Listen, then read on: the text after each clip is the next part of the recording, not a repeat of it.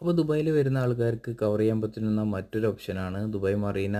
അതുപോലെ തന്നെ മറ്റുള്ള സ്ഥലങ്ങളിലൊക്കെ ഉണ്ട് ഈ ബോട്ടിംഗ്, ക്രൂയിസ്, ഡിന്നറിൻ്റെ ഓപ്ഷന്. അപ്പോൾ ഞാൻ വന്നിരുന്നത് ദുബായ് മറീന എന്ന് പറഞ്ഞ ഒരു ലൊക്കേഷനിലായിരുന്നു.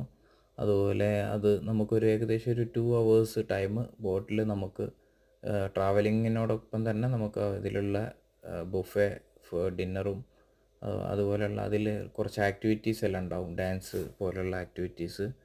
അതെല്ലാം നമുക്ക് എൻജോയ് ചെയ്യാവുന്നതാണ്. അപ്പോൾ പെട്ടെന്ന് ദുബായിലേക്ക് വരുന്ന ആൾക്കാർക്ക് ഇവിടെ എന്തെല്ലാം കവർ ചെയ്യാൻ പറ്റും, പെട്ടെന്ന് കവർ ചെയ്യാൻ പറ്റുമെന്ന് സംശയമുള്ള ആൾക്കാർക്ക് ഇതുപോലെയുള്ള ഈ ഒരു ഓപ്ഷൻ എടുക്കാവുന്നതാണ്. നേരത്തെ ഞാൻ ഡിസേർട്ട് സഫാരീൻ്റെ ഒരു വീഡിയോ ചെയ്തിരുന്നു. അപ്പോൾ അത് നിങ്ങൾ കണ്ടില്ലെങ്കിൽ ആ ഒരു ഷോർട്ട് വീഡിയോയും കാണുക.